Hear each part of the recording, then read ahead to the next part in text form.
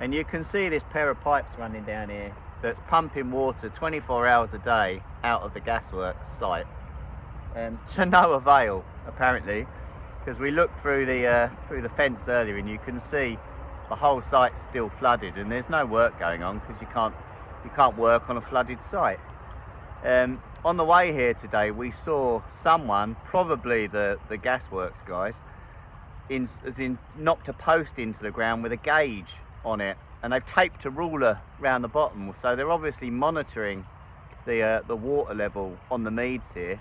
We're walking along the path back towards town to go and look at this gasworks, and someone, obviously not the council, someone's put a water level thing in here, and so this is every 10 centimetres, and then down the bottom they've actually taped a 24-inch rule on it with what looks like it says 0502 datum, so that's not going to be 2002, but it could have been 5th of February this year, what the water level was.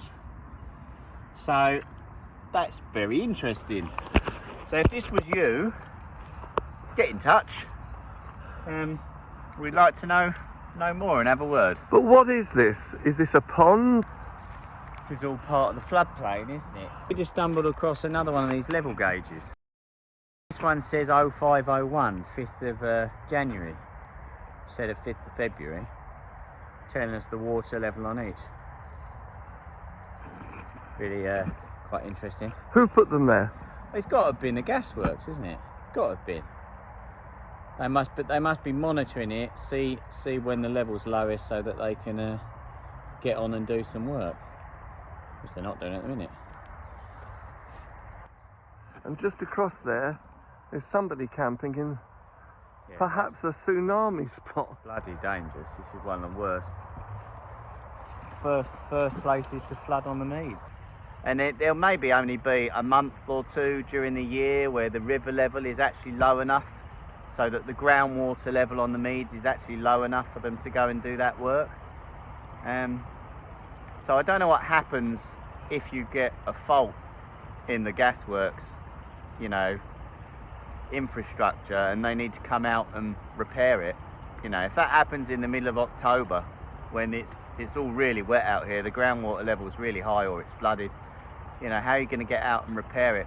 I don't know. It seems like they'd have to build some sort of wall, some sort of barrier all around the outside, you know, to so that they can run pumps and drain it enough so they can do the work. So I'm not sure how viable that is. But yeah, this is what's going on anyway. Is this going on 24/7? It was running last night, it's still running today, so presumably. But there's no work going on 24/7 because you can't. You're pretty good at water volumes, Michael. How many tons or metric tons or whatever that is going out of there back into the river in a 24-hour period? Oh God. Or even gallons? Not a lot. Not a lot. I wouldn't even. You're on fractions of a cubic metre a second or something, aren't you? So it's really low flow. So, you know, you're never going to win on a floodplain, because the thing is, water is it's the groundwater level. What we see in the river is the symptom, if you like, of the groundwater level, right? So the groundwater flows into that site from all around it, every side, right? So it's endless. Yeah, so you can't win. This is never going to win. They're pumping it out from one spot, but nature's replenishing it from all sides. So, you know, anyone with a bit of understanding of physics knows that's not going to work. So yeah, unless they actually dug like metal shuttering into the ground all around the site to impede the flow of water back into it, you're never going to be able to drain it.